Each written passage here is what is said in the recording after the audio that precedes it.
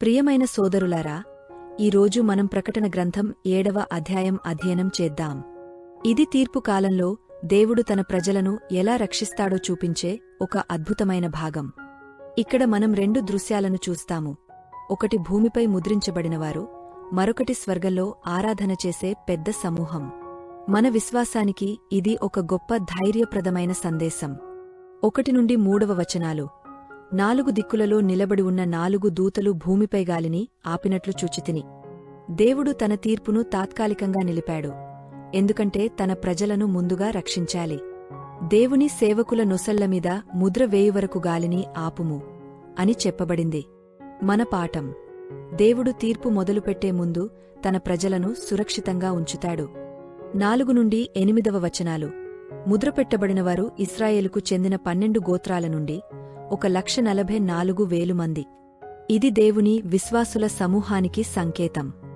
సంఖ్య పరిపూర్ణతను సూచిస్తుంది, పూర్తి, పరిమితమైన సమూహం. మన పాఠం: దేవుని దృష్టిలో ఒక్క విశ్వాసి కూడా మిస్ అవడంలేదు. ఆయన తన ప్రజలను పేరుపేరున గుర్తిస్తాడు. 9 మరియు 10వ వచనాలు. అనంతమైన జన సమూహం. ప్రతి జనములో నుండి, ప్రతి భాషలో నుండి వచ్చినవారు గొర్రెపిల్లను స్తుతిస్తూ నిలబడి ఉన్నారు.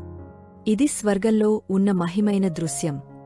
రక్షింపబడిన ప్రతి జాతి, ప్రజ, భాష నుండి వచ్చినవారు యేసును స్తుతిస్తున్నారు. రక్షణ మన దేవునికి మరియు గొర్రెపిల్లకు కలదు అని గళముతో మొదలుపెట్టారు. మన పాఠం: దేవుని రక్షణ పరిమితి కాదు, అది ప్రతి ఒక్కరికీ అందుబాటులో ఉంది. 11 మరియు 12వ వచనాలు. దూతలు, పెద్దలు, జీవములు అందరూ దేవుని సింహాసనం ఎదుట పడి స్తోత్రము చేశారు. స్వర్గములో స్తోత్రం నిరంతరంగా జరుగుతుంది. వారు చెప్పారు, ఆమేన్. ఆశీర్వాదము, మహిమ, జ్ఞానము, కృతజ్ఞత, ఘనత, శక్తి, బలము మన దేవునికి కలుగును.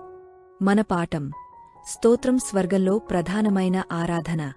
మన జీవితము ఇక్కడే స్తోత్రముతో నిండిపోవాలి.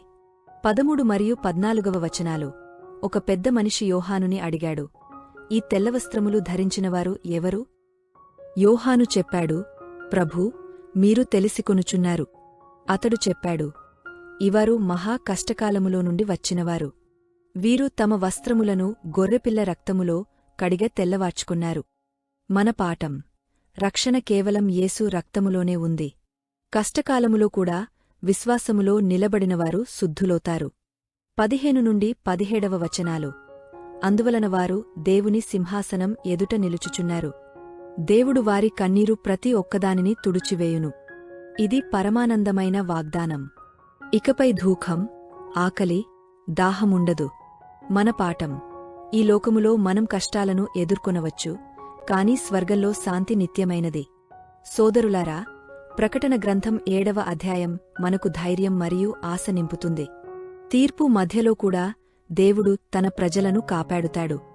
మనము యేసు రక్తములో శుద్ధులాయ్ ఆయన సింహాసనం ఎదుట ఆరాధనలో ఉండే దినానికే సిద్ధపడుదాం. దేవుడు ప్రతి కన్నీరు తుడుస్తాడు.